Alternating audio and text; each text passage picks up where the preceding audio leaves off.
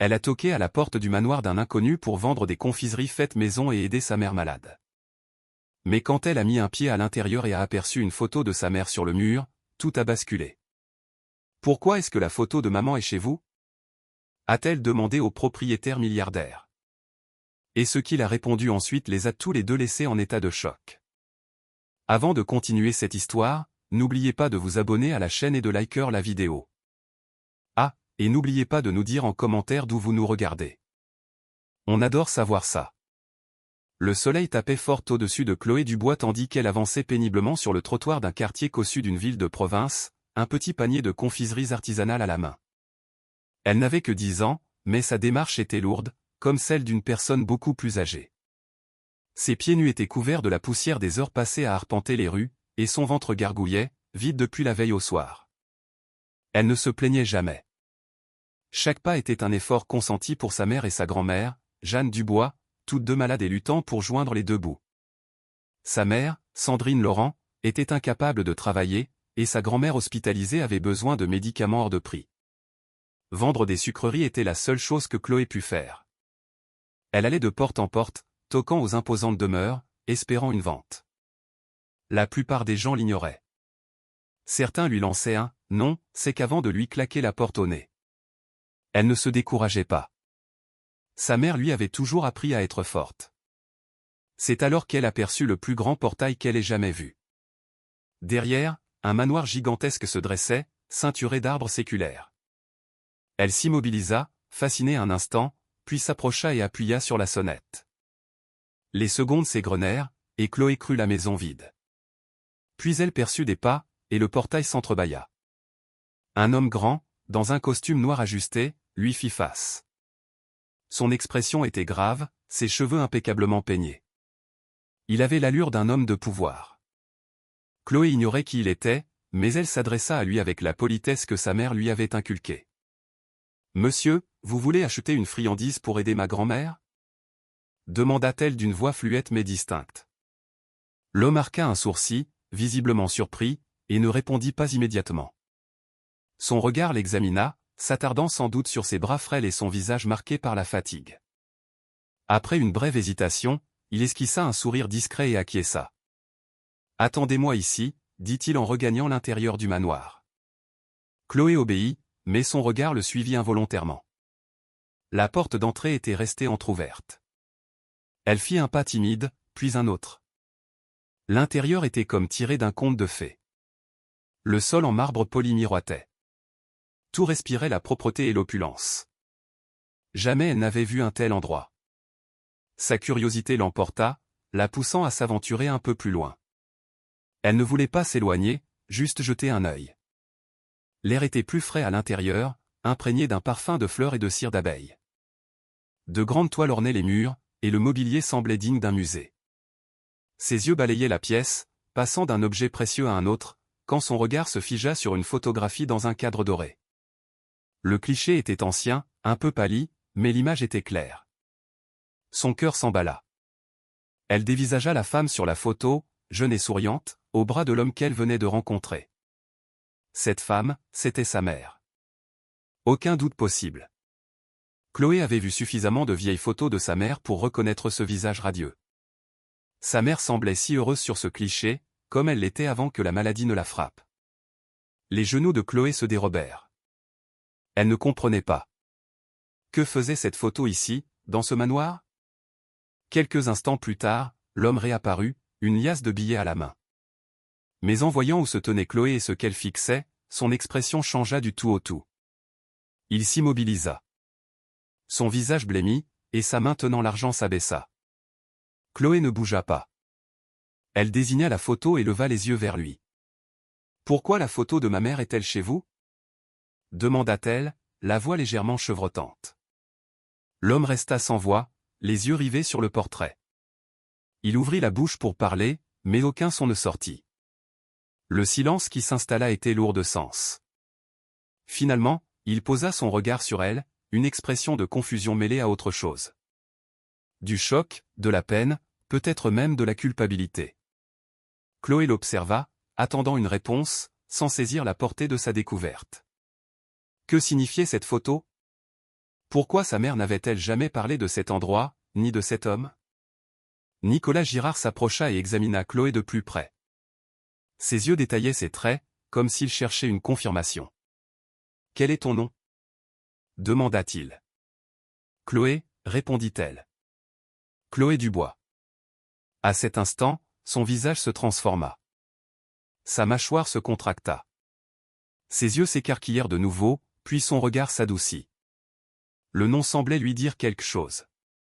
Chloé sentait la tension monter, mais elle garda le silence. Elle voulait des réponses, mais la peur la gagnait. Elle n'avait rien à faire ici.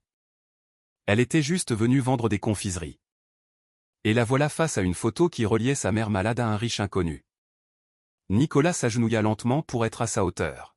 « Ta mère s'appelle » commença-t-il, Sandrine Laurent. Chloé opina du chef. « Oui, monsieur. » Nicolas se releva et se retourna une dernière fois vers la photo. Ses mains tremblaient imperceptiblement.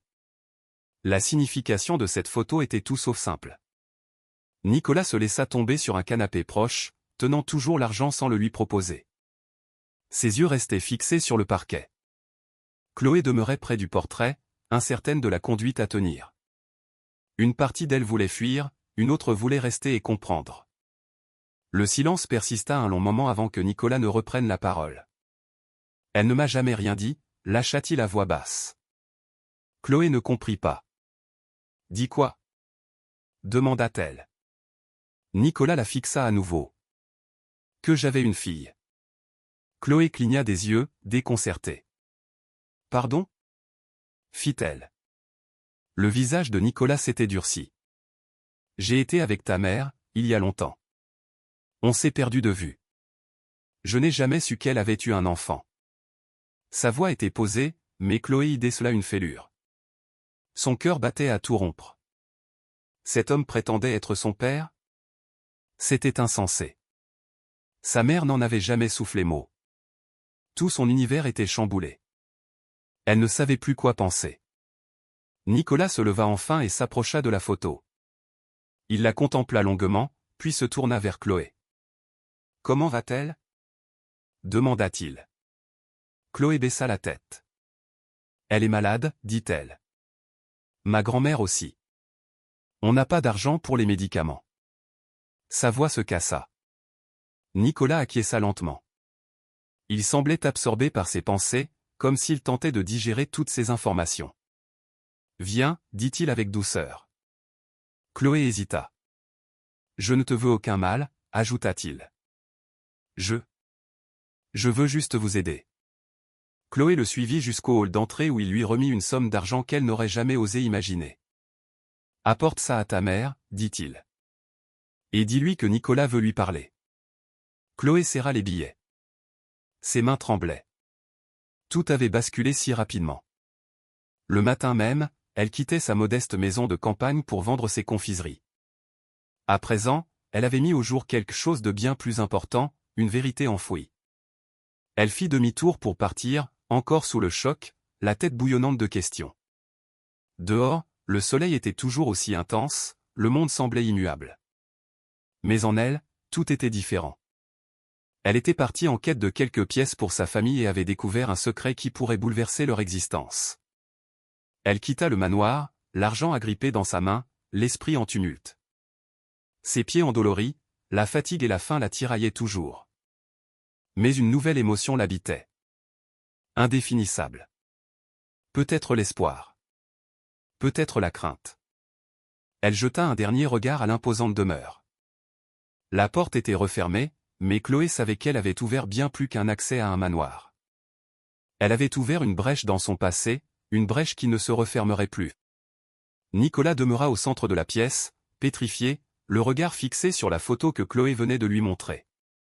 Il tenait toujours l'argent destiné aux confiseries, mais il n'y pensait plus. Il contemplait le portrait comme s'il le découvrait pour la première fois, alors qu'il ornait ce couloir depuis des années.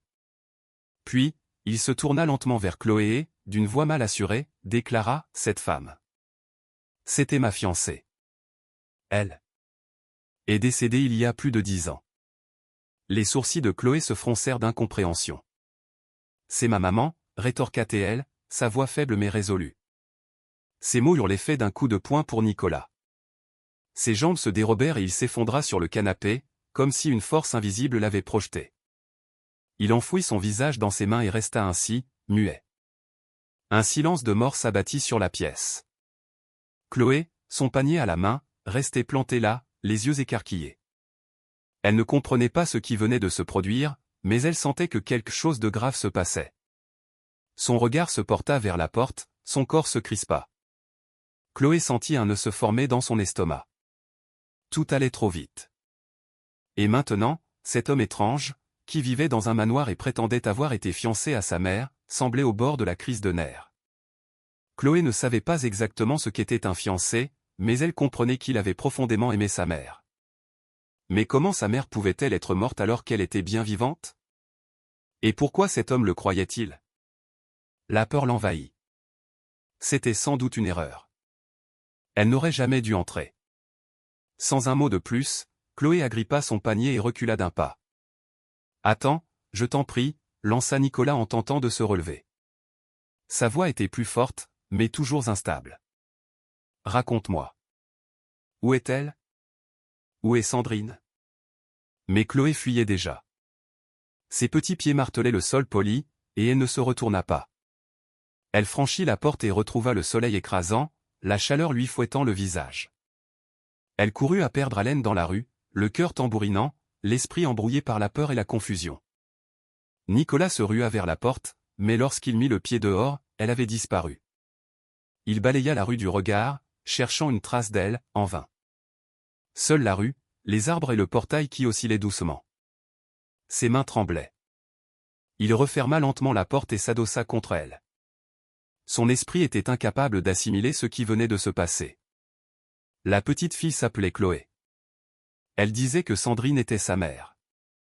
Ce qui signifiait que Sandrine était vivante depuis tout ce temps. Mais comment était-ce possible? Sa propre mère, Monique Girard, lui avait raconté l'accident. Elle lui avait même montré les faire-part de décès. Il se revoyait, assis au premier rang de l'église, incapable de verser une larme, paralysé par la douleur. Le cercueil était fermé. Personne n'avait vu le corps. Il avait accepté cette version, même si une partie de lui n'avait jamais été en paix. Il avait vécu avec ce vide pendant plus de 10 ans. Sans jamais se remarier, sans jamais oublier. Et maintenant, cette révélation. Il retourna s'asseoir sur le canapé, plus lentement cette fois. Il déposa l'argent sur la table et le contempla comme un objet étrange. Son cerveau était en surchauffe. Il repensait au visage de Chloé, à la forme de son nez, à ses yeux, à sa façon de s'exprimer. Il y avait en elle quelque chose de familier, quelque chose qui lui serrait le cœur. Ce n'était pas seulement sa voix ou ses cheveux. C'était son être tout entier. Elle lui rappelait tant Sandrine, comme une version miniature de la femme qu'il avait aimée plus que tout. Était-ce réellement possible? Sandrine aurait-elle pu survivre à l'accident et mener une vie totalement différente, à l'écart de tous? Si c'était vrai, pourquoi ne l'avait-elle jamais recontacté? Pourquoi ne lui avait-elle pas avoué qu'elle était vivante? Pourquoi l'avait-elle laissé la croire morte? Ses doigts se crispèrent sur le tissu du canapé. Il lui fallait des réponses. Mais la seule personne capable de les lui fournir venait de s'enfuir.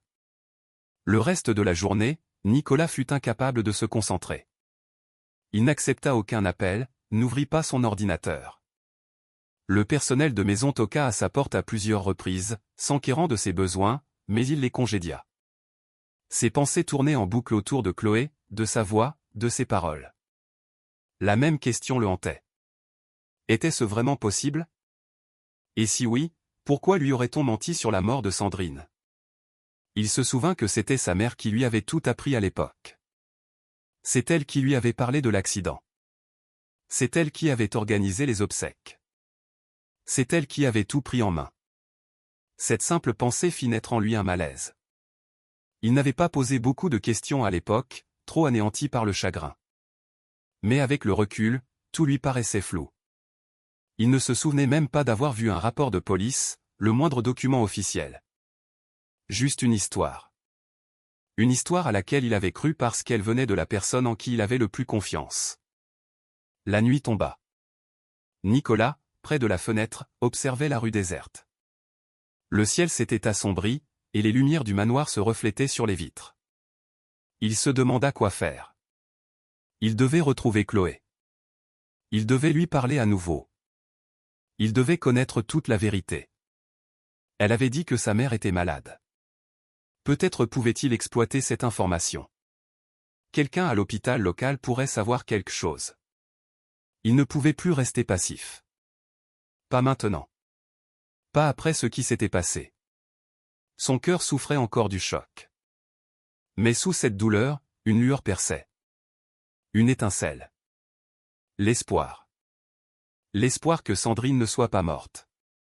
Qu'elle ait vécu. Et peut-être, juste peut-être, qu'il était père. Cette idée lui donnait des sueurs froides. Son univers avait été mis sens dessus dessous en un après-midi. Il avait passé des années à porter un deuil. Mais un fantôme de son passé venait de ressurgir. Et cette fois, il ne la laisserait pas s'évanouir. Il devait découvrir la vérité, quel qu'en soit le prix. Les jours suivants, Nicolas fut incapable de se concentrer. Sa routine vola en éclats, réunions annulées, appels ignorés, repas à peine touchés. Son esprit était obsédé par une seule chose, Chloé. Son visage, sa voix, la photo qu'elle avait montrée, tout tournait en boucle dans sa tête. Il avait un besoin impérieux de réponse. Il devait savoir si elle disait vrai. L'idée que Sandrine, la femme qu'il devait épouser, ait pu être en vie tout ce temps et élever seule leur fille. Ne le quittez pas. Il chargea son service de sécurité privée de passer au peigne fin les quartiers défavorisés de la ville, dans l'espoir de retrouver une fillette vendant des confiseries. Il leur fournit tous les détails dont il se souvenait, sa taille, sa couleur de cheveux, son âge, même ses vêtements. Ces hommes enquêtèrent, fouillèrent les marchés, visitèrent les dispensaires, mais revinrent bredouilles. Personne ne l'avait vu. La frustration de Nicolas grandissait de jour en jour. Il ne supportait plus cette attente, cette incertitude. Pendant ce temps, la vie de Chloé suivait son cours immuable. Chaque matin, elle se levait à l'aube, disposait ses confiseries sur un petit plateau et parcourait la ville pieds nus. Sa mère, Sandrine, était toujours très affaiblie. Certains jours, elle peinait à se tenir debout.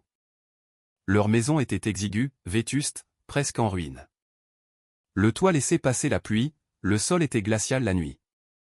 La nourriture se faisait rare, et Chloé faisait de son mieux.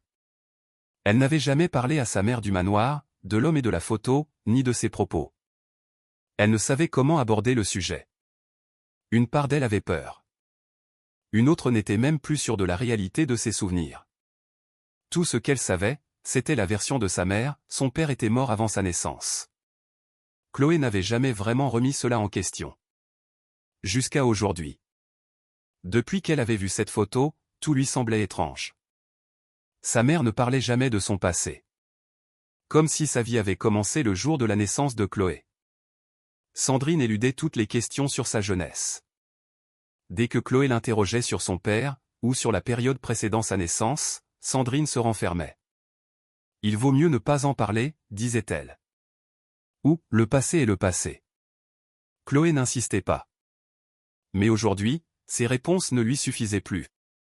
Quelque chose clochait. Pourquoi la photo de sa mère se trouvait-elle dans cette immense demeure? Pourquoi cet homme disait-il qu'elle était sa fiancée? Chloé se mit à observer sa mère plus attentivement. Chaque quinte de toux, chaque signe de fatigue de Sandrine ravivait en elle un mélange de tristesse et d'impuissance. La vente de confiserie rapportait un peu, mais pas assez. Les médicaments coûtaient cher, et les médecins se montraient peu enclins à aider des gens aussi démunis. Un soir, alors qu'elle partageait un morceau de baguette, Chloé fut sur le point de parler de Nicolas. Les mots lui brûlaient les lèvres, mais elle se ravisa. En voyant le regard las de sa mère, elle préféra se taire. Pour l'instant. Mais les questions continuaient de la tarauder. Dans son manoir, Nicolas perdait patience. Le silence lui était insupportable. Il devait agir. Il monta au grenier, une pièce qu'il n'avait pas visitée depuis des années. L'air y était vicié, chargé de poussière. Des caisses s'entassaient dans les coins. Elles contenaient des souvenirs, des photos, des vêtements, des lettres, des bribes de sa vie avec Sandrine. Il ouvrit les boîtes les unes après les autres, les mains fébriles, parcourant de vieux documents et des photos. Certains clichés lui arrachèrent un sourire, d'autres le laissèrent songeur. Puis il tomba sur une lettre. Elle était ancienne, manuscrite, le papier jauni par le temps. C'était l'écriture de Sandrine. Il la lut avec attention. Au début, des banalités, il lui manquait, elle était perdue. Puis, une phrase le foudroya. Si tu avais su pour la grossesse, les choses auraient peut-être été différentes. Ses mains se crispèrent. Son cœur s'emballa. Une grossesse? Sandrine était enceinte. Il relut la phrase, pour être sûr de ne pas rêver. C'était bien écrit noir sur blanc. Elle attendait son enfant lorsqu'elle avait disparu, et personne ne lui en avait jamais parlé. Nicolas s'assit sur le plancher du grenier, la lettre à la main. Le monde s'écroulait autour de lui. Si Sandrine était enceinte, alors Chloé était sa fille. Sa propre fille, qui survivait dans la misère pendant que lui vivait dans le luxe. Il repensa à toutes ces années de deuil, à tous ses anniversaires, ses fêtes solitaires, ses soirées à imaginer ce qu'aurait été leur vie si elle n'était pas morte. Mais elle n'était pas morte. Elle était partie. Pour une raison qu'il ignorait encore, elle avait élevé leur fille seule. L'esprit de Nicolas était un tourbillon de questions sans réponse. Pourquoi était-elle partie? Qui lui avait annoncé sa mort? Pourquoi personne n'avait jamais mentionné l'enfant? Il avait cru sa mère sur parole. Elle lui avait dit que Sandrine était morte dans un accident de la route, que le cercueil était scellé. Il n'avait jamais douté. Mais aujourd'hui, tout cela lui paraissait absurde. Trop de zones d'ombre, trop de mensonges. La vérité commençait à émerger. Cette nuit-là, Nicolas ne ferma pas l'œil. Il resta dans son bureau, relisant la lettre, cherchant dans sa mémoire le moindre détail de cette époque, la moindre conversation, le moindre indice qui lui aurait échappé. Il se remémora le comportement de sa mère après la disparition de Sandrine. Elle avait été froide, autoritaire, maîtresse de la situation. Elle avait réglé tous les détails des funérailles, lui avait conseillé de ne pas voir le corps pour ne pas raviver sa douleur. Il lui avait fait confiance, mais aujourd'hui, le doute s'insinuait en lui. Et si Sandrine n'était pas morte? Et si on l'avait forcée à partir? Et si quelqu'un s'était assuré de son silence? La poitrine de Nicolas était oppressée par le flot de ses pensées. Il avait passé des années à bâtir sa vie, son entreprise, son empire. Mais tout cela n'avait plus d'importance.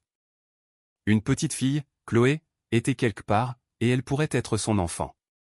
Si c'était le cas, elle venait de faire trembler les fondations de son existence sans même le savoir. Il devait la retrouver. Il devait parler à Sandrine. Il devait connaître la vérité. Chloé se tenait de nouveau devant le portail du manoir, son panier de confiserie à la main. Son cœur battait la chamade. Mais cette fois, ce n'était pas la peur qui la guidait, mais la détermination. Il fallait qu'elle y retourne. Il fallait qu'elle sache la vérité. Après les événements de sa première visite, après avoir fui Nicolas, elle n'avait cessé de repenser à ses paroles, à la photo. Une intuition lui disait que cet homme détenait une clé du passé de sa mère, un passé qu'elle lui avait toujours caché. Alors, elle était revenue. Elle avait emprunté les mêmes rues, longé les mêmes arbres imposants, pour s'arrêter devant le même portail monumental. Cette fois, elle n'hésita pas. Elle poussa le portail et pénétra dans la propriété. En arrivant dans le jardin, elle l'aperçut.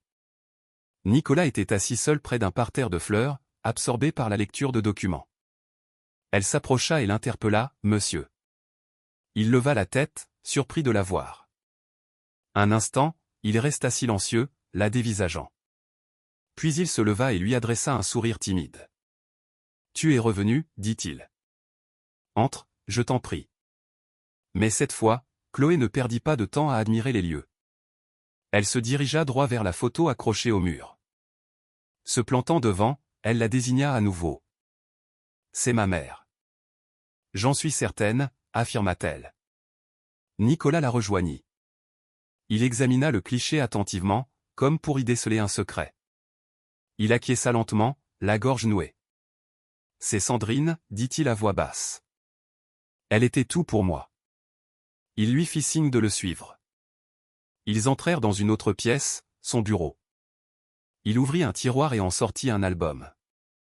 À l'intérieur, d'autres photos. Il les étala sur la table une à une. Sur chaque cliché, Sandrine, plus jeune, mais indubitablement la même femme que celle qui partageait la vie de Chloé.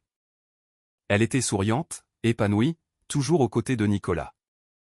Des photos de riant, s'enlaçant, assis sur une plage. Chloé contempla ces images en silence, un sentiment étrange l'envahissant. C'était comme découvrir une facette inconnue de la vie de sa mère. Puis, son regard fut attiré par un détail. Sur une des photos, sa mère portait un collier, un petit pendentif en forme de cœur orné d'une pierre bleue. Chloé se pencha et le montra du doigt. « Ce collier, dit-elle, ma mère le porte tous les jours. » Nicolas se figea. Il connaissait ce collier. C'était celui qu'il avait offert à Sandrine le soir de sa demande en mariage. Il l'avait choisi lui-même, économisant des semaines pour l'acheter. Le revoir après tant d'années lui serra le cœur. « C'est moi qui le lui ai offert, murmura-t-il. Le soir où je l'ai demandé en mariage. » Chloé ne dit rien. Elle se contenta d'hocher la tête, le regard de nouveau fixé sur la photo. Pour elle, ce collier n'avait jamais été qu'un simple bijou. Elle ignorait qu'il venait de quelqu'un d'important. Aujourd'hui, il prenait une toute autre signification. Nicolas s'assit lourdement, comme accablé par le poids de cette révélation. Ses mains tremblaient, ses yeux brillaient. Il inspira profondément et demanda « Ta mère ? Elle est vivante ?» Chloé répondit d'une voix douce « Oui, elle vit avec moi. » Il n'y a que nous deux. Il ne sut que répondre. Les pensées se bousculaient dans son esprit. Si Sandrine était enviée que cette fillette était bien sa fille, alors Chloé était son enfant. Il n'y avait pas d'autre explication. Il n'avait jamais cessé d'aimer Sandrine. Il n'avait jamais cessé de rêver à la vie qu'ils auraient pu avoir. Et devant lui se tenait un fragment de cette vie, bien réelle. Un sentiment contradictoire l'envahit, un mélange de désespoir et d'espoir. Le désespoir des années perdues, l'espoir qu'il soit encore temps de réparer les choses. Elle ne m'a jamais dit qu'elle était enceinte, dit-il, la voix brisée. Personne ne m'a rien dit. Chloé l'observa attentivement. Elle ne savait qu'en penser. Cet homme, riche et puissant, était peut-être son père, mais elle le connaissait à peine. Elle ne connaissait que la vie de misère de sa mère, seule, sans soutien. Elle lisait la douleur sur son visage, mais aussi la confusion. Il semblait anéanti, cherchant désespérément à comprendre. Nicolas se pencha en avant, les coudes sur les genoux. Il se prit la tête entre les mains et resta ainsi un instant. Quand il releva la tête, ses yeux étaient rougis. « Je ne comprends pas, dit-il. Pourquoi a-t-elle disparu? Pourquoi ne m'a-t-elle rien dit ?» Chloé secoua la tête. « Elle ne parle jamais du passé, répondit-elle. Chaque fois que je l'interroge sur mon père, elle me dit qu'il est mort avant ma naissance. » Nicolas détourna le regard. Ce mensonge le blessait plus que tout. Non pas par colère envers Sandrine, mais parce qu'il mesurait la profondeur de sa peur ou de sa souffrance pour en arriver à inventer une telle histoire, à l'effacer de leur vie. « Où habitez-vous » demanda-t-il doucement. Chloé lui indiqua vaguement le quartier, la zone défavorisée où elle vendait ses confiseries. Nicolas prit des notes sans un mot de plus. Il ne voulait pas l'effrayer, mais il savait ce qu'il lui restait à faire. Il devait voir Sandrine. Il devait la regarder dans les yeux et entendre sa version des faits. Il n'aurait de repos qu'après cela. Ils restèrent assis en silence quelques minutes. La vérité était trop lourde à porter. À cet instant, Nicolas regarda de nouveau Chloé. Il la regarda vraiment. La forme de son menton, le plissement de ses yeux quand elle était sérieuse. C'était tout le portrait de Sandrine. Comment n'avait-il rien vu la première fois? Comment avait-il pu être aussi aveugle? Peut-être avait-il enfoui ses souvenirs si profondément, convaincu que ce chapitre de sa vie était clos à jamais. Mais il venait de se rouvrir, et il n'y avait pas de retour en arrière possible. Chloé se leva lentement, son panier à la main. « Je dois y aller, dit-elle. » Nicolas se leva également. Il ne tenta pas de la retenir cette fois. Il se contenta d'acquiescer. « Merci d'être revenu, dit-il. S'il te plaît, parle à ta mère. Dis à Sandrine que Nicolas veut la voir. » Chloé hocha la tête et se dirigea vers la porte. Nicolas resta en arrière, tentant de remettre de l'ordre dans ses pensées. La porte se referma derrière elle. Il se rassit, submergé. Si tout cela était vrai, cette petite fille était sa fille, et on lui avait menti pendant plus de 10 ans. Chloé rentra chez elle lentement, la tête en ébullition. Elle serrait son panier de confiserie, mais elle n'y pensait plus. Elle ne savait même pas si elle avait vendu quoi que ce soit aujourd'hui. Ce qu'elle venait d'apprendre au manoir était trop important. L'homme, Nicolas, était gentil, mais visiblement sous le choc, et il avait reconnu sa mère sur la photo. Il lui en avait même montré d'autres. Le doute n'était plus permis. Sa mère et cet homme avaient eu une histoire sérieuse. Chloé ne cessait de penser au collier. Sa mère le portait tous les jours depuis aussi longtemps qu'elle s'en souvienne, sans jamais en révéler l'origine. Maintenant, Chloé savait qu'il venait de Nicolas, l'homme qui avait demandé sa mère en mariage. Elle traîna les pieds dans les rues sales qui menaient à leur petite maison. Elle atteignit la porte en bois délabré, la poussa et entra. Sa mère était allongée sur un matelas, les yeux clos. Chloé resta immobile un instant, puis prit la parole. « Maman, il faut que je te dise quelque chose. » Elle sentit que quelque chose n'allait pas. Ou que quelque chose d'important s'était produit. Chloé était nerveuse, pâle, ses mains tremblaient. « Qu'y a-t-il, ma chérie ?»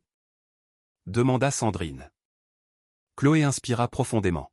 « Je suis retournée au manoir, dit-elle. » Le corps de Sandrine se tendit. « Tu y es allée ?» demanda-t-elle, la voix chargée d'angoisse. Chloé acquiesça.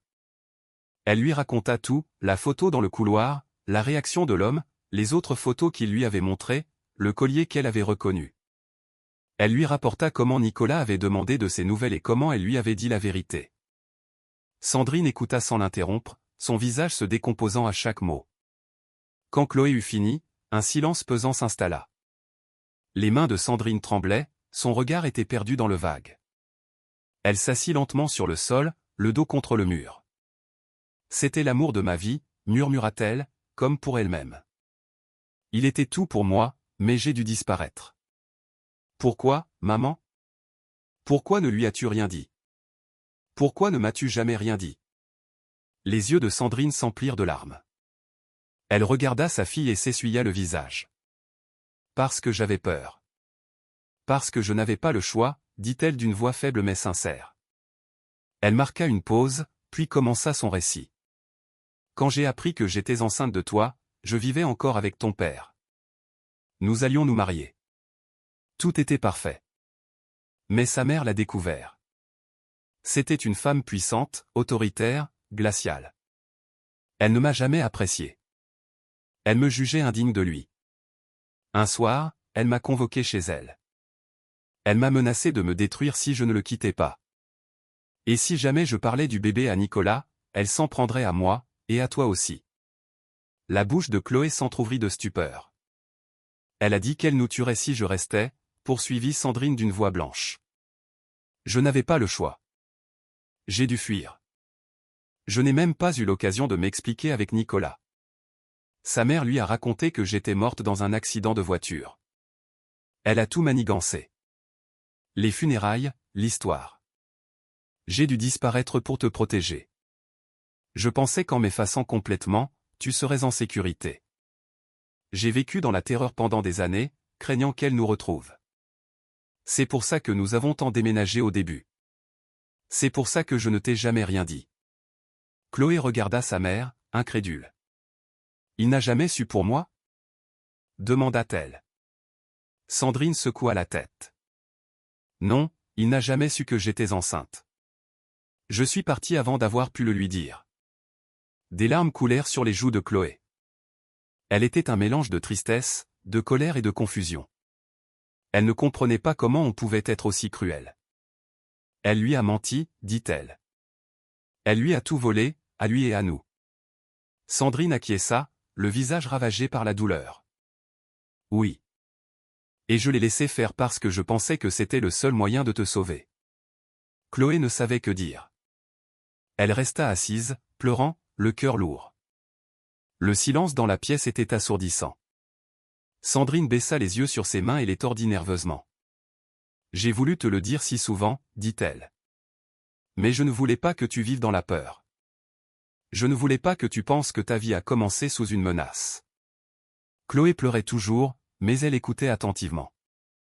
Sandrine continua, ce n'était pas par honte. J'aimais ton père. Il était bon, doux, il aurait été un père merveilleux. Mais je ne pouvais pas risquer ta vie. Alors je suis devenue une autre. J'ai tout abandonné. J'ai accepté des petits boulots. Je me suis faite discrète. J'ai erré. Et quand je suis tombée malade, j'ai cru que c'était la fin. Mais tu as commencé à vendre tes confiseries. Tu as porté un fardeau qui n'aurait jamais dû être le tien. Et maintenant, tu l'as retrouvé. Sandrine regarda Chloé et lui caressa le visage. Je suis fière de toi, et je suis désolée. Tellement désolée pour la vie que tu as eue, pour tout ce que tu as ignoré. Chloé serra la main de sa mère, refusant de la lâcher. Elles restèrent ainsi un long moment, épuisées et bouleversées. Chloé pensa à Nicolas. Il avait paru si blessé, si désemparé quand elle lui avait appris que sa mère était vivante. Il ignorait avoir une fille. On l'avait trompé, lui aussi. Chloé eut l'impression que leur vie avait été dictée par la décision d'une seule personne. Un mensonge avait tout changé. Qu'est-ce qu'on va faire maintenant?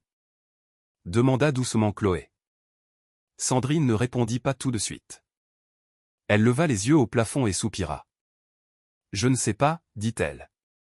Mais je crois qu'il est temps d'arrêter de fuir. Peut-être qu'il mérite de savoir la vérité. Peut-être que nous le méritons, nous aussi. Chloé acquiesça lentement. Elle ignorait ce que l'avenir leur réservait. Nicolas pardonnerait-il à sa mère? Voudrait-il faire partie de leur vie? Tant de questions se bousculaient dans sa tête. Mais une chose était sûre, elle connaissait la vérité. Elle savait d'où elle venait. Et même si le passé était entaché de douleur et de mensonges, la vérité avait enfin éclaté. Le lendemain matin, Nicolas quitta son manoir de Bonneray, au volant de sa Citroën DS, prit la direction de l'ancien domaine familial des Girard, où sa mère Monique avait résidé. La vaste demeure était quasi à l'abandon depuis son décès. Elle était restée intacte depuis longtemps. Nicolas ne s'était jamais senti la force d'y retourner, mais aujourd'hui, c'était une nécessité. Une intuition lui disait que des secrets y étaient encore enfouis. À son arrivée, il ouvrit la porte avec une vieille clé et pénétra à l'intérieur. Rien n'avait changé, le même silence, la même froideur, la présence de sa mère encore palpable. Il parcourut les pièces, cherchant le moindre indice qui pourrait expliquer son acte. Il ouvrit des tiroirs, inspecta sous les meubles, souleva même des tableaux. Finalement, dans son bureau, il découvrit une petite boîte en bois au fond d'un secrétaire fermé à clé. À l'intérieur, des lettres. La plupart sans intérêt, mais une était d'une écriture différente. C'était celle de Sandrine. Ses mains tremblaient en l'ouvrant. La lettre disait, si tu lis ces mots, c'est que l'amour a peut-être triomphé de la peur. Protège notre fille. Nicolas ne put retenir ses larmes. Il s'assit lourdement sur le sol, la lettre à la main.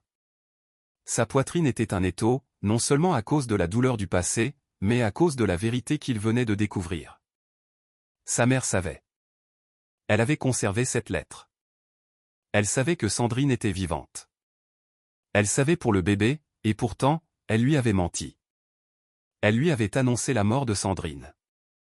Elle avait organisé de fausses funérailles. Elle avait tout orchestré, sans le moindre remords. Nicolas fut submergé par une vague d'émotions, le choc, la trahison, la tristesse, mais surtout, la colère. Comment sa propre mère avait-elle pu lui cacher une telle chose?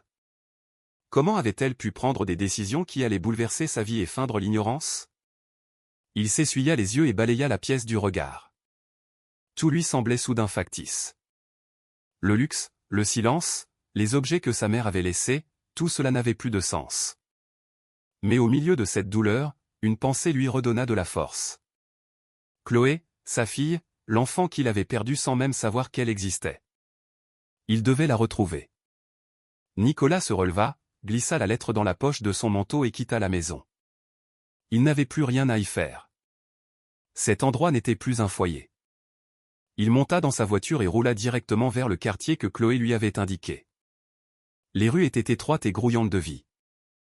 Des gens étaient assis sur le pas de leur porte, des enfants jouaient avec des bouts de bois, des vendeurs haranguaient la foule. Nicolas descendit de voiture et commença à marcher, mais il sentit rapidement les regards peser sur lui. Certains méfiants, d'autres hostiles. Il détonnait dans ce décor, et tout le monde le voyait. Un groupe d'hommes lui barra la route. L'un d'eux s'avança. « Égaré ?» demanda-t-il d'un ton peu amène. Nicolas secoua la tête. « Je cherche quelqu'un. Une petite fille nommée Chloé. Elle habite dans le coin. » L'homme ne bougea pas. « Trop de nantis viennent semer le trouble par ici, dit-il. On n'en veut pas. » Nicolas se sentit pris au piège. Il ne voulait pas de confrontation. Il voulait juste voir sa fille. Au moment où la tension devenait palpable, une voix familière s'éleva. « Monsieur Nicolas. » La voix de Chloé était fluette mais claire. Elle se tenait au bout de la ruelle, un sac de pain à la main. En le voyant, elle se figea un instant, puis se mit à courir. Les badauds s'écartèrent, la regardant se précipiter vers lui. Nicolas ouvrit les bras et Chloé s'y jeta sans réfléchir. Il la serra fort, fermant les yeux, des larmes coulant sur ses joues. « Je suis tellement désolé, murmura-t-il. Tellement désolé de ne pas avoir été là pour ta naissance. » Les bras de Chloé se resserrèrent autour de son cou. « Vous ne saviez pas, dit-elle doucement. Ce n'est pas votre faute. » Ils restèrent ainsi enlacés un long moment. Les gens autour d'eux reculèrent discrètement, leur laissant de l'intimité. Nicolas se moquait des regards. À cet instant, plus rien d'autre ne comptait. Les mensonges, la douleur, les années perdues. Tout s'effaçait devant la joie de tenir sa fille dans ses bras pour la première fois. Il avait enfin la vérité, et maintenant, il l'avait, elle. Il ne la laisserait plus jamais partir. Quand ils se séparèrent enfin, Chloé s'essuya le visage et esquissa un sourire. « J'ai parlé de vous à maman, dit-elle. Elle avait peur au début, mais je crois qu'elle veut vous voir. » Nicolas acquiesça, encore sous le coup de l'émotion. « Je veux la voir aussi. J'ai tant de questions, tant de choses à lui dire. » Chloé lui prit la main et se mit en marche, le guidant à travers le dédale des rues. Les gens les regardaient passer, mais personne ne les arrêta. Nicolas n'était plus un étranger. Chloé le mena jusqu'à la petite maison délabrée où elle vivait avec Sandrine. Nicolas contempla la porte et sentit son anxiété monter, plus forte qu'elle ne l'avait jamais été. Mais il se sentait prêt. Prêt à revoir Sandrine, prêt à affronter le passé, prêt à commencer une nouvelle vie. Il baissa les yeux vers Chloé et sourit. « Merci, dit-il, d'être venu frapper à ma porte ce jour-là. » Chloé lui rendit son sourire. « Je voulais juste vendre des confiseries, plaisanta-t-elle. » Ils rirent tous les deux. Puis Chloé ouvrit la porte et le fit entrer, pas à pas, dans la vie qu'il n'avait jamais connue. Nicolas s'assit au bord de son lit le lendemain matin, le regard perdu dans le vide. Son esprit avait tourné sans relâche toute la nuit. Il ne pouvait cesser de penser à Chloé, à Sandrine, à tout ce qu'elle lui avait raconté. Il avait l'impression d'être le personnage d'une histoire qui n'était pas la sienne, mais qui lui appartenait plus que tout au monde. Il avait besoin de certitude, de quelque chose d'irréfutable. Il avait besoin de preuves, non par manque de confiance, mais parce qu'on l'avait trop souvent trompé. Il prit alors une décision. Le jour même, il retrouva Sandrine et lui proposa, avec délicatesse, de faire un test ADN. Elle resta silencieuse un instant, le regardant droit dans les yeux. Puis elle acquiesça. « Si c'est ce dont tu as besoin, alors d'accord, dit-elle. » Ce n'était pas facile pour elle, mais elle comprenait sa démarche. Nicolas organisa le test pour lui et Chloé. Personne ne s'y opposa. Ils voulaient tous que la vérité soit établie. Le jour même, des prélèvements furent effectués dans une clinique. Il ne leur restait plus qu'à attendre les résultats. Pendant cette attente, Nicolas commença à passer plus de temps dans leur quartier. Au début, il se sentait mal à l'aise dans ces rues si différentes de son univers. Mais peu à peu, il s'y familiarisa. Il leur apportait des provisions, des fruits frais, des médicaments, de petits cadeaux. Il régla les frais d'hospitalisation de Sandrine sans qu'elle le lui demande. Il ne voulait pas qu'elle se sente redevable. Il voulait juste les aider. À chacune de ses visites, Chloé l'accueillait avec un grand sourire.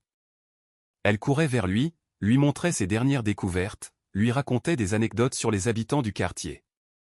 Nicolas l'écoutait attentivement. Il riait avec elle, lui posait des questions, et commençait peu à peu à se sentir père. Chloé avait un caractère bien trempé, un mélange d'énergie et de bonté.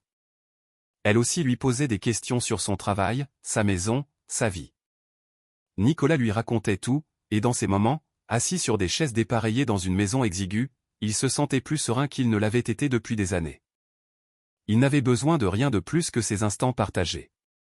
Il découvrit les épreuves que Chloé avait traversées, les nuits le ventre vide, les jours sans chaussures, les moments où sa mère était trop malade pour se lever. Mais même dans ces récits, Chloé ne se départait jamais de son optimisme. Elle ne se plaignait pas. Elle avait accepté son sort et continué de se battre. Cette force de caractère l'impressionnait plus que tout. Il passa également plus de temps avec Sandrine. Leur rapport était tendu au début, mais peu à peu, ils recommencèrent à parler, non pas du passé douloureux, mais de leur fille. Ils s'asseyaient ensemble, regardant Chloé jouer dehors, et renouaient lentement le fil de leur histoire. Nicolas retrouvait la femme dont il était tombé amoureux. Toujours aussi courageuse, aussi bonne, aussi aimante. À chaque départ, il promettait de revenir le lendemain. Et il tenait toujours sa promesse. Sandrine n'évoquait que rarement sa mère, et Nicolas ne la pressait pas. Il y aurait du temps pour cela. Pour l'instant, l'essentiel était de reconstruire leur relation. Finalement, un matin, une enveloppe cachetée arriva au manoir de Nicolas. Elle provenait du laboratoire. Une semaine s'était écoulée depuis les prélèvements. Il tint l'enveloppe entre ses mains et la fixa. Ses mains tremblaient. C'était la preuve finale, celle qui lui dirait, une bonne fois pour toutes, si Chloé était bien sa fille. Il s'assit à la table, déchira lentement l'enveloppe et en sortit le document. Il lut attentivement. Le résultat était sans appel, 99,9% de correspondance. Nicolas eut le souffle coupé. Il laissa tomber le papier, se couvrit le visage et pleura. La douleur, l'attente, les doutes. Tout s'achevait avec ce chiffre. Elle était sa fille. Pas peut-être, pas probablement, mais certainement. Son cœur débordait d'une émotion si intense qu'il crut qu'il allait éclater. Il avait tant perdu. Mais il avait une seconde chance. Et il n'allait pas la gâcher. Pas cette fois. Il décrocha le téléphone, les mains tremblantes, et appela Sandrine. Elle répondit à la deuxième sonnerie. « Allô » dit-elle. Nicolas tenta de parler, mais sa voix se brisa. Il s'éclaircit la gorge et réessaya. « C'est moi » dit-il. « Les résultats sont arrivés. C'est ma fille. » Un long silence s'installa. Puis Sandrine murmura, « Je le savais. » Nicolas acquiesça, même si elle ne pouvait le voir. « Tu es vivante » dit-il doucement. « Et notre fille est la plus belle chose que j'ai jamais vue. » Sa voix tremblait. « Je ne sais pas comment rattraper le temps perdu, mais je veux essayer. » Sandrine ne répondit pas tout de suite, mais il entendait sa respiration. « Tu n'as pas à tout rattraper, » dit-elle enfin. « Sois juste là, maintenant, c'est tout ce qui compte. » Nicolas savait que le chemin serait long. Ils avaient tant de choses à régler, tant de conversations à avoir. Mais pour l'instant, ils avaient quelque chose de concret, de vrai, un lien que personne ne pourrait briser. La preuve était là. Chloé était sa fille, et cela changeait tout. Nicolas se tenait sur le perron du manoir, le regard tourné vers le portail. Il avait invité Sandrine. Après tout ce qu'ils avaient traversé, après que le test ADN ait confirmé ce que son cœur savait déjà, il voulait la voir. Il voulait lui parler en personne. Fini les secrets, fini les silences. Le portail était ouvert, l'allée était libre. Il avait attendu ce moment, mais il ne savait pas à quoi s'attendre. Il était nerveux, sans colère ni amertume, simplement submergé par des émotions trop longtemps contenues. Puis il la vit, Sandrine, juste de l'autre côté du portail. Elle avait vieilli, minci, elle semblait plus fatiguée que dans son souvenir, mais c'était bien elle. Elle ne s'avançait pas. Elle restait là, dans le jardin, comme pétrifiée. Nicolas se souvint de leur rire dans ce même jardin, de leurs projets d'avenir, de leur rêve d'une vie à deux. Aujourd'hui, elle semblait être une étrangère dans un lieu qui avait été aussi le sien. Il sortit lentement, les yeux déjà embués de larmes. « Pourquoi ne m'as-tu rien dit ?» demanda-t-il, la voix brisée. Sandrine le regarda, les yeux chargés de douleur et des secrets qu'elle avait portés pendant des années. Elle s'avança lentement, pas à pas, jusqu'à se trouver à quelques mètres de lui. Elle inspira profondément et commença à parler. Sa voix était calme, mais vibrante d'émotion. Elle lui raconta tout. Les menaces de sa mère. L'ultimatum, partir ou subir le pire. Sa fuite, enceinte et terrorisée. Son accouchement, seul, dans un endroit où elle ne connaissait personne. Sa lutte pour élever Chloé sans aide, de ville en ville, toujours sur ses gardes. Elle expliqua qu'elle avait songé à le contacter si souvent, mais la peur l'en avait toujours empêchée. Elle ne savait pas si elle était en sécurité. Elle ne savait pas si on la surveillait encore. Nicolas l'écouta en silence. Sans l'interrompre, sans poser de questions.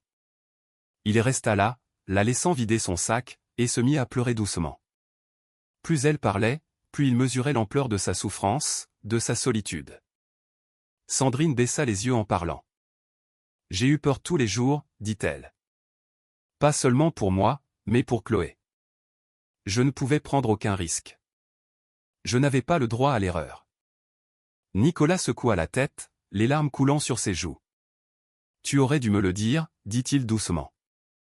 Je t'aurais protégé. Je l'aurais protégé. » Sandrine acquiesça.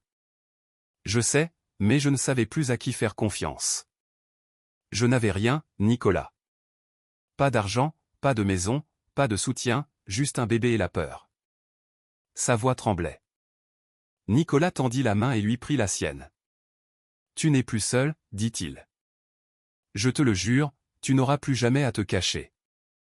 Je prendrai soin de vous deux. Tu n'auras plus à te soucier de la nourriture, des médicaments, de rien. Tu en as assez fait. Tu n'as plus à porter ce fardeau seul. » Sandrine le regarda, surprise par la douceur de sa voix. Elle s'attendait à de la colère. Il lui offrait la paix. Pour la première fois depuis des années, elle se sentit en sécurité. Assez en sécurité pour pleurer. Elle s'appuya contre lui et laissa ses larmes couler. À l'intérieur du manoir, Chloé, dans le couloir, observait la scène à travers la porte vitrée. Elle était venue avec sa mère mais s'était tenue à l'écart pour leur laisser de l'intimité. Elle ignorait ce qu'ils se diraient. Elle savait seulement que c'était un moment crucial. Elle regarda sa mère parler. Elle vit Nicolas l'écouter, s'essuyer le visage, hocher la tête. Puis elle les vit se rapprocher. Sa mère tendit la main. Nicolas ouvrit les bras. Ils s'étreignirent. Les yeux de Chloé se remplirent de larmes. Elle avait passé sa vie à s'interroger sur l'homme de la photo, cet homme dont on ne parlait jamais. Aujourd'hui, il était là, bien réel, et il n'était pas en colère. Il était attentionné. Il voulait faire partie de leur vie. Elle ne savait comment décrire ce qu'elle ressentait, mais c'était un sentiment profond, un soulagement, peut-être, ou quelque chose de plus. Pour la première fois, le silence qui avait toujours entouré sa famille était rompu. Les mensonges étaient terminés. La vérité était là, dans ce jardin, dans cette étreinte. Et elle ne se sentait plus brisée. Elle se sentait entière, comme si toutes les pièces du puzzle s'assemblaient enfin. Ils s'assirent tous les trois dans le jardin par la suite, parlant peu au début. Nicolas leur servit à boire, et ils s'installèrent à l'endroit même où, des années plus tôt, lui et Sandrine avaient bâti des châteaux en Espagne. Le décor n'avait pas changé, mais leur vie, si. Nicolas les regarda toutes les deux, s'imprégnant de chaque détail. Sandrine était fatiguée, mais apaisée. Chloé était heureuse, silencieuse, mais attentive à tout. Il leur prit les mains. « Je veux créer de nouveaux souvenirs, dit-il. Pas seulement pour nous, mais pour Chloé. Elle le mérite. Vous le méritez toutes les deux. » Sandrine esquissa un faible sourire, et Chloé acquiesça. Pendant des années, leur vie n'avait été que survie. Aujourd'hui, une nouvelle page s'ouvrait. Ce ne serait pas facile. Les blessures étaient encore vives. Mais le plus dur, le silence, la peur, les mensonges, étaient derrière eux. Ils avaient affronté la vérité. Et la vérité ne les avait pas séparés. Elle les avait réunis. Le jardin n'était plus un simple souvenir. C'était un nouveau départ. Au crépuscule, Nicolas se leva et aida Sandrine à se relever. Chloé les rejoignit, et ils se dirigèrent ensemble vers la maison. Pour la première fois depuis longtemps, personne ne se sentait étranger. Personne ne se sentait à sa place. Nicolas ouvrit la porte et ils entrèrent. Ce n'était plus une simple maison. C'était un lieu où une famille brisée pouvait se reconstruire. Chloé entra la première et regarda autour d'elle, non plus avec émerveillement, mais avec sérénité. Elle se retourna et vit sa mère et Nicolas, côte à côte. Ils parlaient doucement, avec précaution, comme des gens qui réapprennent à se connaître. Le cœur de Chloé était comblé. Ce n'était pas parfait. Rien ne l'est jamais. Mais c'était réel. C'était sincère, et c'était tout ce qui comptait. Le passé avait été douloureux. Mais ils y avaient survécu. L'avenir leur appartenait. Ensemble. La vérité avait enfin triomphé. Et dans cette vérité, ils avaient trouvé la paix. Chloé s'installa chez Nicolas quelques jours seulement après leur retrouvaille dans le jardin. Elle n'avait que peu d'affaires, un petit sac de vêtements, son panier de confiserie et une photo écornée de sa mère la tenant dans ses bras, bébé. Nicolas monta lui-même ses affaires dans une des chambres d'amis. Mais avant qu'elle ne s'installe, il lui dit « Laisse-moi te faire visiter ». Il lui fit faire le tour du manoir, lui présentant chaque pièce avec un sourire. La cuisine où il préparait des gâteaux avec sa mère enfant, la bibliothèque intacte depuis des années, le salon de musique aux instruments recouverts de poussière. Chloé écoutait attentivement, posant des questions sur tout. Ses yeux brillaient de curiosité à chaque nouvelle découverte. Cette maison n'était plus celle d'un étranger. Nicolas lui dit qu'elle pouvait choisir la chambre qu'elle voulait. Elle opta pour celle avec la plus grande fenêtre, baignée de soleil le matin. Le soir même, Sandrine arriva, et sa vie, elle aussi, prit un nouveau tournant. Nicolas veilla à ce qu'elle ait une chambre voisine de celle de Chloé. Elle n'avait pas grand-chose non plus. Quelques vêtements, un vieux sac, des médicaments. Au début, elle hésitait à déballer ses affaires, ne se sentant pas à sa place. Mais Nicolas fut clair, c'est ta maison, maintenant. Fini de fuir. Peu à peu, Sandrine se sentit en sécurité. Elle se déplaçait encore à pas de loup dans la maison, mais ses épaules semblaient moins voûtées. Chloé, avec son énergie débordante, insuffla une nouvelle vie au manoir. Elle aidait le personnel de maison à préparer des biscuits, mettait de la musique dans le salon, rangeait même les livres de la bibliothèque. Nicolas remarqua que les pièces silencieuses se mettaient à résonner différemment. Ce lieu, autrefois hanté par le silence et les souvenirs, était maintenant rempli de bruit. Un bruit joyeux, des rires, des voix, et parfois même la musique du petit haut-parleur de Chloé. Sandrine se joignait à eux pour les repas quotidiens. Elle retrouvait peu à peu la parole. Elle souriait davantage. Elle riait. Le manoir, autrefois une prison du passé, se transformait. Un après-midi, Chloé demanda si elle pouvait accrocher ses dessins sur le mur du couloir. Nicolas accepta sans hésiter. Bientôt, les murs élégants furent couverts de feuilles colorées représentant des scènes simples et joyeuses, des bonshommes en bâton se tenant la main, des maisons sous un grand soleil, et un dessin de 3 personnes avec un cœur au milieu. Ce dernier retint l'attention de Nicolas. « C'est nous ?» demanda-t-il. Chloé acquiesça fièrement. « Oui, c'est notre famille. » Sandrine le vit aussi et ne dit rien, mais son regard en disait long.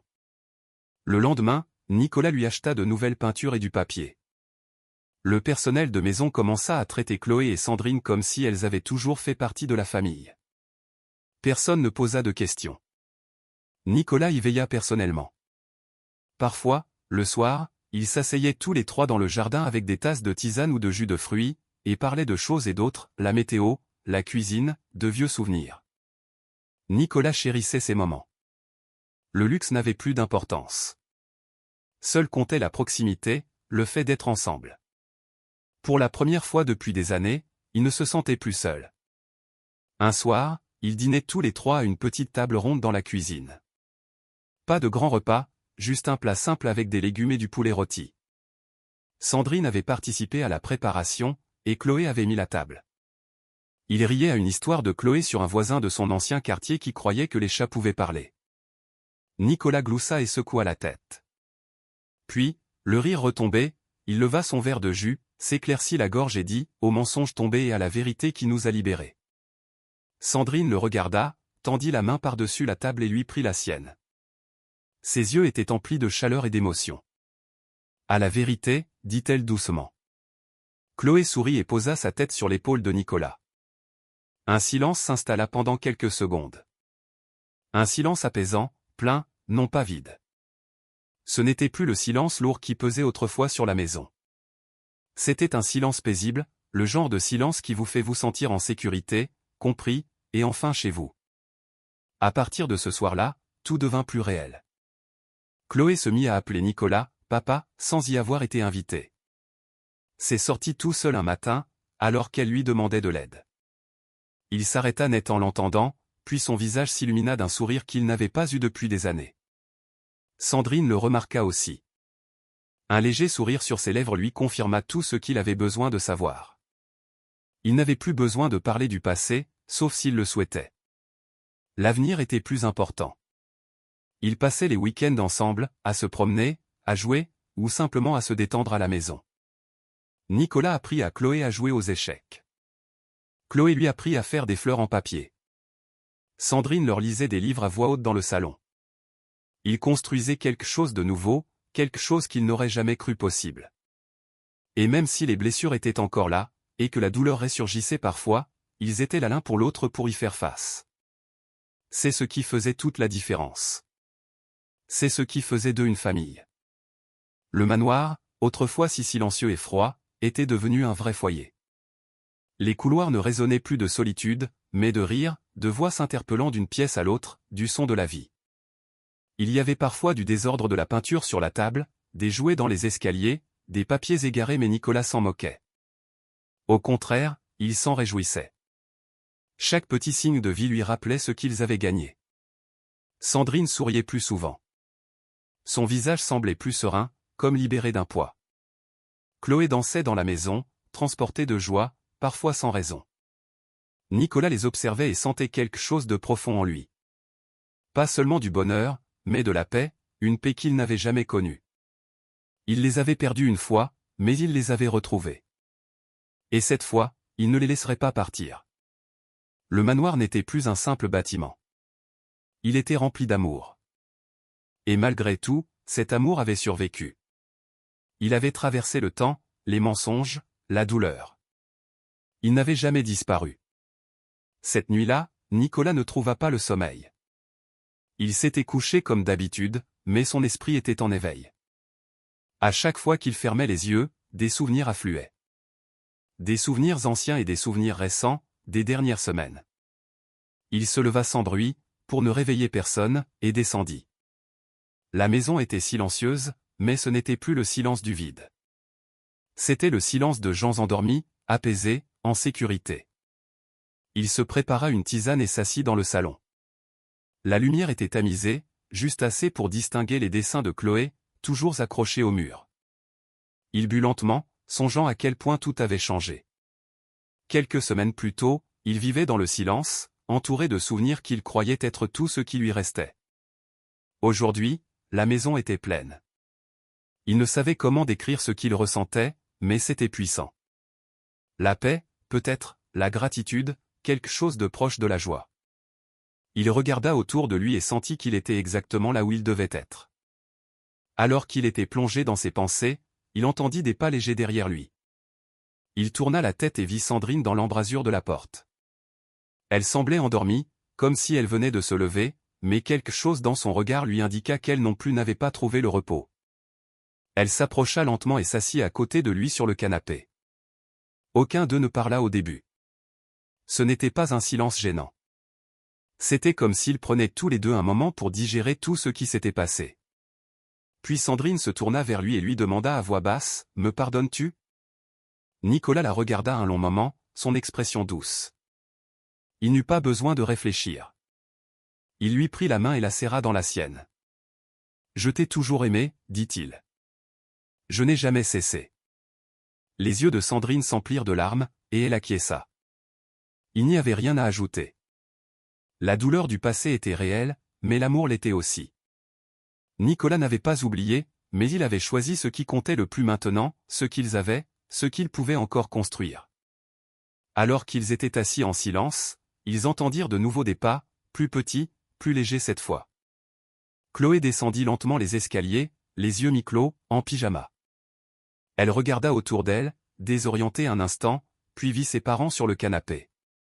Sans un mot, elle s'approcha et grimpa à côté de Sandrine, se blottissant la tête sur les genoux de sa mère.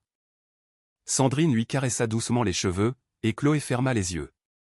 Nicolas sourit et tendit la main pour caresser doucement le dos de Chloé. Le moment était simple, mais il signifiait tout. Quelques semaines plus tôt, il ignorait même son existence. Aujourd'hui, elle était là, dormant paisiblement dans sa maison, sa fille, sa famille. Il regarda Sandrine, puis Chloé. Tout avait changé. Le passé avait été fait de mensonges, de peur, de séparation. Mais il les avait conduits à cet instant. Ils s'étaient retrouvés. La vie ne leur avait pas fait de cadeaux, mais ils avaient tenu bon. Nicolas s'adossa au canapé et soupira. Pour la première fois depuis des années, il se sentit vraiment en paix. L'horloge égrenait doucement les secondes. Nicolas baissa les yeux sur Chloé, puis sur Sandrine, et songea qu'il avait failli passer à côté de tout cela. Si Chloé n'avait pas frappé à sa porte ce jour-là, tout serait peut-être encore enfoui. Il croirait toujours Sandrine morte. Il porterait toujours le deuil d'une vie qu'il croyait achevée. Mais un simple instant avait tout changé. Un coup à la porte, une petite fille avec un panier de confiserie. C'est tout ce qu'il avait fallu. Aujourd'hui, Chloé était là, endormie, en sécurité, aimée. Sandrine était à ses côtés, forte, courageuse, se battant toujours pour protéger l'enfant qu'elle avait élevé seule. Nicolas pensa aux années perdues, mais il ne voulait plus s'y attarder. L'avenir était plus important. Ils avaient du temps maintenant, du temps pour rire, pour grandir, pour être une famille, et ils n'allaient pas le gâcher. Le passé ferait toujours partie de leur histoire, mais il ne les définirait pas. Ce qui les définissait maintenant, c'était cela. Être ensemble, être sincère, et choisir l'amour. Sandrine posa doucement sa tête sur l'épaule de Nicolas, et il appuya la sienne contre elle. Chloé dormait entre eux, sa respiration lente et régulière. Tout semblait juste à cet instant. Ils n'avaient pas besoin de grands gestes ni de grandes promesses.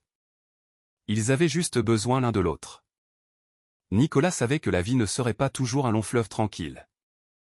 Il y aurait d'autres épreuves.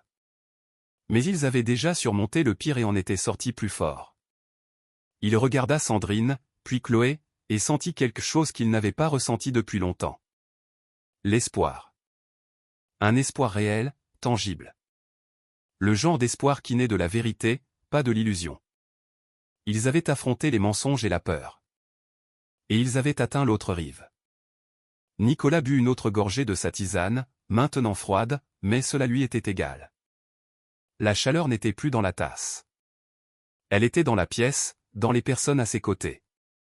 Ils restèrent ainsi un long moment, sans avoir besoin de parler. Leur simple présence suffisait. Dans ce moment de calme et de silence, Nicolas sut qu'il était chez lui. Pas seulement dans cette maison, mais auprès de ces gens. On ne pouvait changer le passé, et Nicolas l'avait accepté. Les mensonges avaient fait du mal, mais la vérité les avait réunis. Et maintenant, ils avaient une seconde chance. Tout le monde n'a pas cette chance. Il n'allait pas la laisser passer. Il avait une fille à élever. Il avait une femme à aimer. Il avait une famille. En regardant les deux personnes endormies à ses côtés, il repensa à la première fois qu'il avait vu Chloé à son portail. Une petite fille vendant des confiseries pour aider sa mère malade. Ce seul instant avait été le déclencheur de tout. La vie lui avait peut-être caché la vérité pendant des années, mais elle ne pouvait la cacher éternellement. Quand l'amour est sincère, il retrouve toujours son chemin. Il traverse la peur, les mensonges, le temps. Il avance jusqu'à trouver sa place. Et maintenant, pour la première fois depuis si longtemps, Nicolas savait exactement où était cette place. C'était ici, avec Sandrine, avec Chloé, dans cette maison autrefois pleine de silence. La vérité y vivait maintenant, et l'amour aussi. Et voilà, nous arrivons à la fin de cette histoire. Je suis très heureux que vous soyez allés jusqu'au bout. Merci beaucoup d'avoir regardé. Dites-nous en commentaire ce que vous en avez pensé et ce que vous avez préféré ou détesté. N'oubliez pas de vous abonner. À bientôt.